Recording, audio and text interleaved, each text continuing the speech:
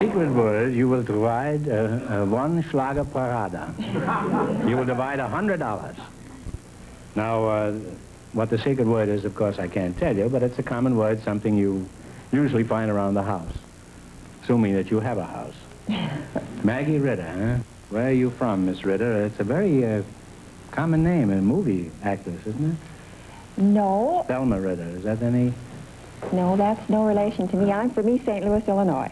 Well, you could still be related. And it's Mrs. Ritter. It's Mrs. Ritter? Mrs. Ritter, yes. Well, I'm wasting my time here, I can see that. Do you object to revealing your age? No, I'm 31. 31, well, you're a fine-looking lass. Thank you. And Lou Orrit? That's right. That's a kind of an odd name, too. Are you related to Thelma Ritter? No, I'd like to be related to Mrs. Ritter. Well, you'll have to take that up with Mr. Ritter. This is a little out of my province. You know, where are you from, Mr. Orrit? I'm from Philadelphia, Pennsylvania. I was born about 2 blocks from Independence Hall. Oh, in other words, you're single, is that it? No, I'm married. You're married, and you still were kind of flirting with Mrs. Ritter here, weren't you? She's a very lovely person. Yeah. The fact that you're married, apparently, has made no impression on you at all. What about those vows you took at the Justice of the Peace? I remember them. Yeah. Not often enough, I'm afraid. You know, they're trying to move the Philadelphia American League team, the athletics. Yes, There isn't any other city that will accept them. It's really a homeless ball club wandering around vaguely, quite of their own accord. She tried to go down to the end of the town, 50 shillings reward. That's from when we were very young, by A.A. Mill. See, I like to spread a little erudition around here, too, you know. It doesn't hurt. No. They come in handy, maybe at a dinner party some night. You know how to say hit parade in German? No, I don't. How do you say hit Well, parade in it's German? Schlager Parade. Wonderful. Remember. Now, you say you're married, huh, Maggie? Yes, I am. You don't mind if I call you Maggie? No, do. Call me Maggie. That's the kind of name that gets called Maggie. Well, it's actually Margaret, I suppose. Yes, actually it is. You are married, huh? I'm sorry to hear that. How did you meet your husband? We were in school together, Groucho, and... You got married in school? Well, not quite. He was a student photographer, and I was interested in modeling and also in photography. And he invited me into his darkroom. And there aren't things just developed, I suppose.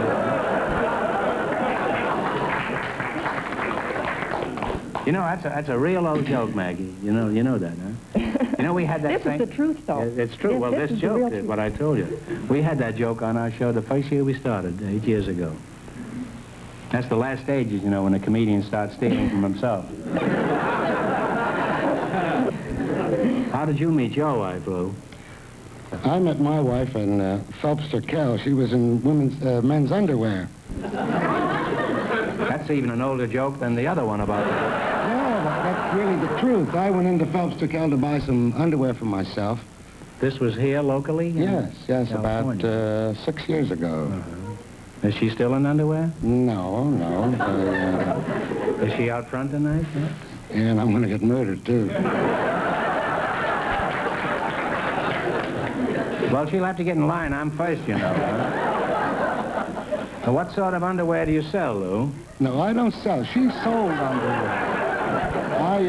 I'm in the tuxedo business. Tuxedo business? Yes. What is a tuxedo? It's a junction, isn't it? No, it is a junction, but I represent one of the largest tuxedo concerns in America. After 6, tuxedo. After 6? What do you do around 4 o'clock in the You afternoon? get ready to wear the tuxedo after 6. Well, how is business? Business is very good. Our business has shown a very good increase over last year. Men are dressing up more today than they did before. Yeah, I looked at this audience. There isn't anybody out there with a necktie on. Now, what about you, Maggie? What kind of a racket kind of a job do you have? Well, I'm a beauty and charm instructor, Groucho. Oh, say, you two do well together, huh? Tuxedo and beauty and charm. What do you mean by beauty and charm? One of my clients is Western Airlines, and... You mean you put lipstick on an airplane? No, I teach their stewardesses how to be poised in midair. Oh, you mean without? Isn't it necessary to have a plane? Well, of course that helps, but I mean poise in the literal sense, how to be relaxed. You know, this last summer, a stewardess took one look at me and strapped me into a seat. Just why did she do a thing like that? Well, it was probably for your own safety.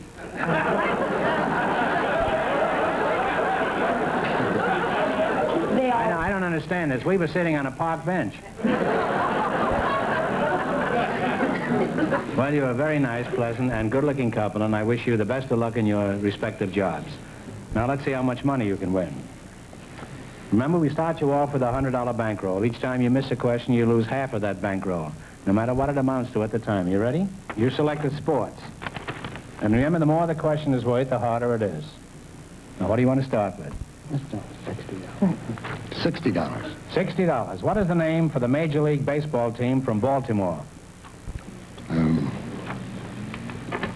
The Braves.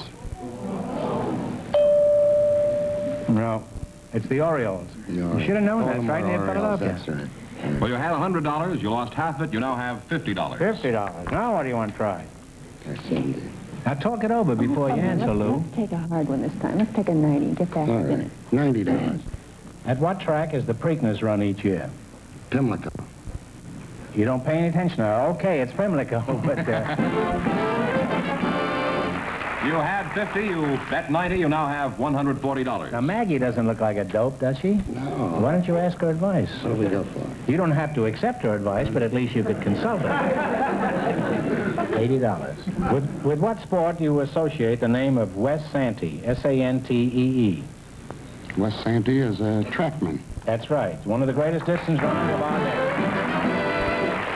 You had 140, you won 80, you now have $220. Here's your last chance to be the other couples. What are you going to go for? Yeah, You 70? Yeah. All right, $70.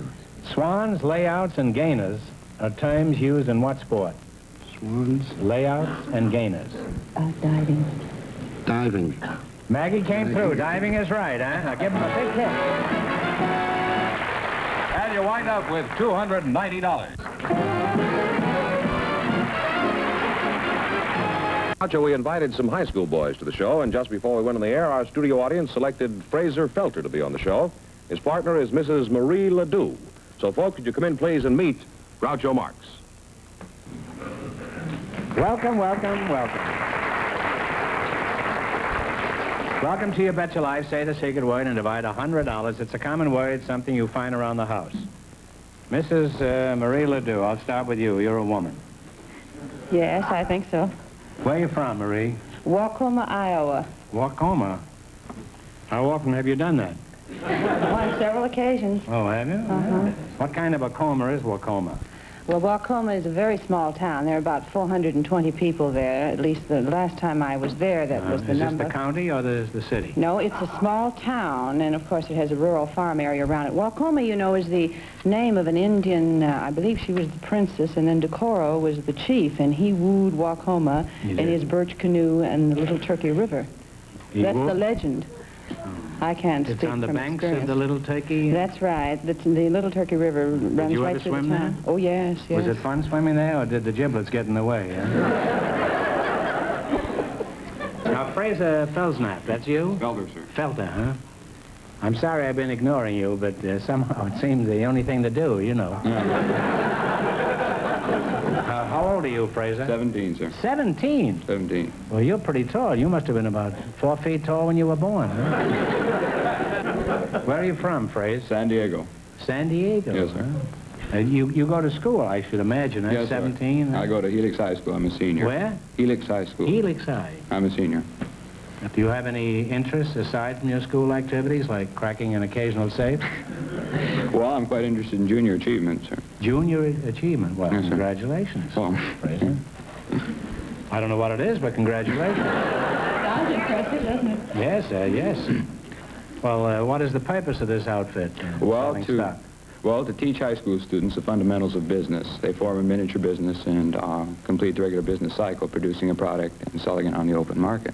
Well, tell us about your project, Fraser. Well, my particular company, we produced an address plaque. It hung from a wrought iron frame, And it was on a redwood plaque, and it had the house numbers on each side. And we sold our product door to door. And, well, I think at the end of the year, we paid back 7 or 8% dividend on the stock. You have a secretary or a businessman? Yes, I've got a secretary, sir. Does your secretary sit on your lap while you're dictating? No, sir. No? No. And you call that junior achievement? Fraser, you got a lot to learn about big business. Now, Marie, let's get back to you. Do you have any outside interests, or do you believe running a house is enough work? Oh, no. I own and operate the contour chairs, the Marie contour chairs. Have you ever heard of those? Oh, you're Marie. Oh, well, shake hands, mate. How do you do? I saw that ice on your fingers there. I remember. I sat in one of those chairs once. I think it was one of those, and I slipped a disc. You did? Not in my chair. I sold it to Steve Allen. He was playing it on his midnight show. I can't believe it was my chair. Well, it may not have been a Marie chair. It was some kind of one of those convolutions. I don't remember the name. Not ours. Our chair actually revolutionized the sitting industry. Is that your business slogan? Well, that's one of them. We have others, too. I thought the ideal slogan in the chair business would be, put her there, Charlie.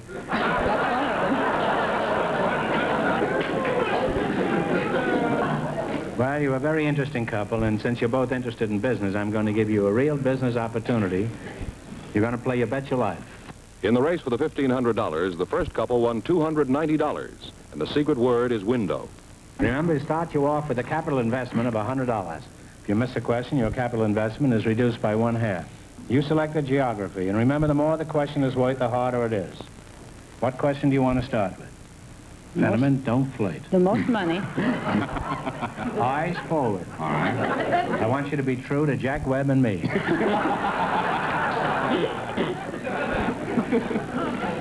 What do you want? 60 is fine with me. All right, sure. 60. Lambeth, Holborn, Chelsea, and Hampstead are all parts of what city? Talk it over. London, England. That's right. You won $60. You now have $160. Now, what do you want to try? Hard or easy? Well, you go ahead. You choose this one. Let's take $80. All right. On what island was Napoleon born? Talk it over. Is it the one he was sent back to? Yeah, that was Crete? Crete. No, it's Corsica. Corsica. Oh, I should have known that. Yeah. You had $160. You lost half of it. You now have $80. Okay, we'll build it up again. All right. It's time. Now, what do you want to try? Oh, 70? 70. All right. 70. In what country is the famous Black Forest? Germany. Germany. Germany is correct. You had 80. You won 70. You now have $150. Is your last chance to be the other couples? What are you going to go for? Can I take the last one? Take the most. 100? Okay, according to the last census, what is the largest city in the territory of Alaska?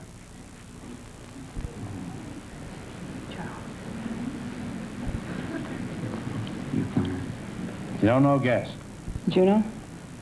Yes, I do, but... J-U-E-N-E-A-U, I think, is the way you spell it. No, I'm sorry, it's Anchorage. Oh, dear. That's twice as big as the next largest city. I should know, because I sold chairs to Ekman's Oh, that's a Furniture in shame, Anchorage. huh? That's terrible. Well, you lost half. Your 150. You wind up with $75.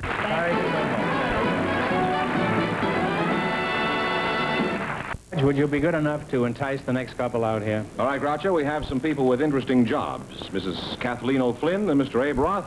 Would you come out, please, and meet Groucho Marx? Say the secret word and divide $100. It's a common word. Something you find around the house. Abe Roth. Shake, Abe. Groucho? I haven't seen you in a long time. Quite some time. I haven't seen you for about 15 years. Last time I saw you, I think you were officiating at the Ramage-Hamas fight. Is that a long right? time ago. This is one of the greatest referees in this country.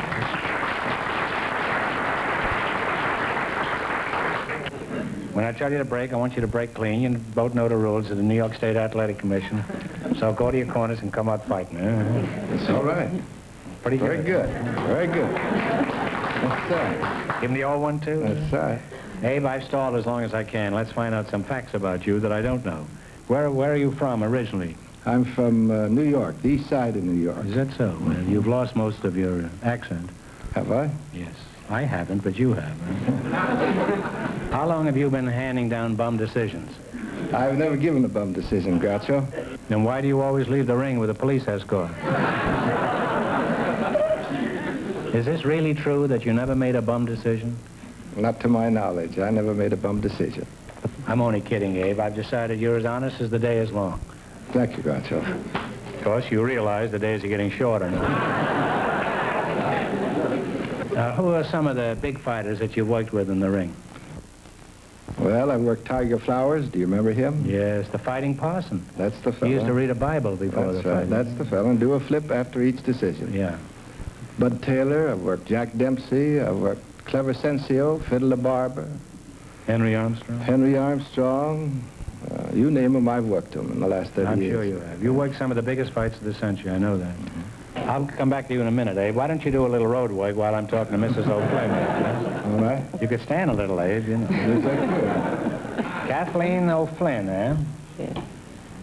What part of Turkey were you born in? I was born right here in Los Angeles. Do you have a job, or do you spend all your time around the house plotting the racing form? No, I work at Queen of Angels.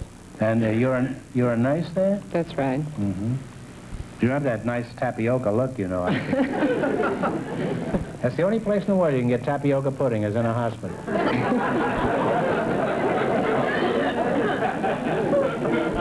I suppose I came to your hospital. Would you look after me?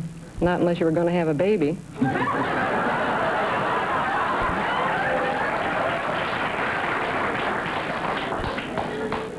I don't know. Lately, I have had a mad craving for dill pickles, and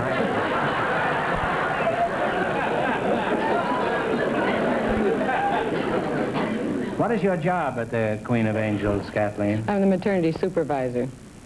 Well, you have charge of the whole thing. Maternity department, uh-huh. Must be interesting work. Do they keep you pretty busy? Lots of babies? Oh, yes. We average around 375 a month, and last year we had 4,531. It's fantastic. 4,500 babies in 1 year. It's a small city, isn't it? Yes. It's bigger than Waukema or Waukoma. 4,500 babies in 1 year. I'd like to hear the Russians say they invented that.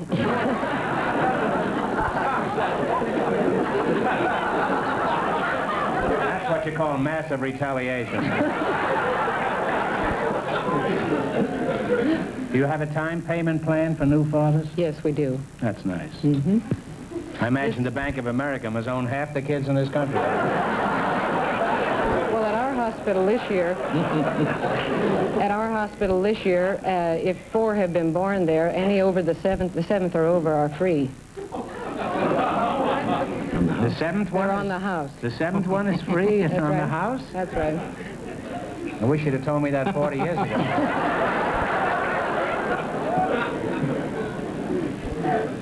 Now, what are some of the things the new fathers say? Do they holler, "I was robbed"? No, they want to know how soon it's going to be born, and they want to know what when it is born, whether it's a boy or a girl. And once in a while, you'll hear a father say, "How come he had his already? My wife was in before his." Well, I don't blame them for being perturbed. I never did like people who sneak in the line ahead of you. I'd like to go on talking to you two, but it's time to play You Bet Your Life. We start you off with $100. If you miss a question, you lose half your bankroll.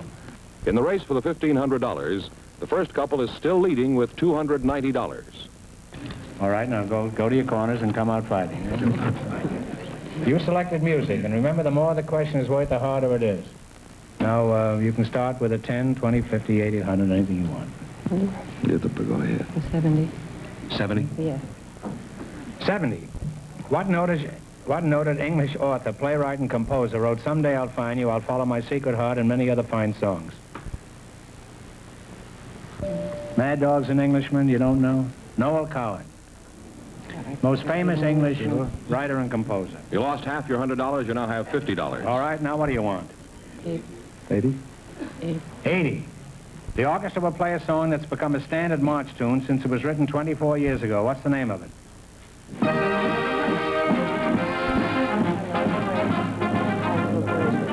love a free. What is it? I Love a Parade. I Love a Parade is right. You've won $80. You now have $130. Okay, now what do you want to try? The bigger the money, the harder the question. 90? One of America's most talented composers turned out songs like Tea for Two, I Want to Be Happy, and Hallelujah. Who was he? Talk it over. Looks like the office has got us. Yeah. You know, What were the songs? Tea for Two, Hallelujah, I Want to Be Happy. Sing Hallelujah, Hallelujah. take a guess. Vincent Youmans, one of the great composers of ours. Well, you lost half your 130. You now have $65. Here's your, how did you happen to pick this category? We like music. Oh. You like it, but apparently you never listened to it. Well, it's your last chance to be the other couples. What are you going to try? 100, 10, 30? Okay. 60. 60. See if you can tell me the name of this song. It's been a standard for a long time. Music, maestro.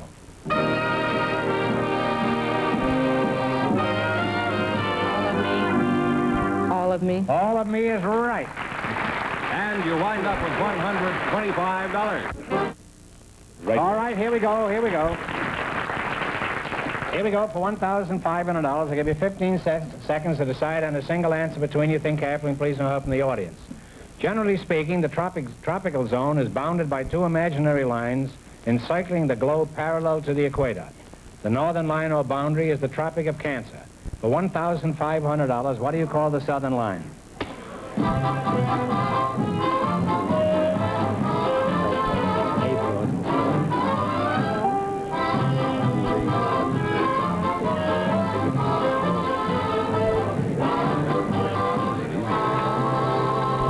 Okay, kids, what's the answer you two have decided upon? Take a guess. North Pole. No, it's the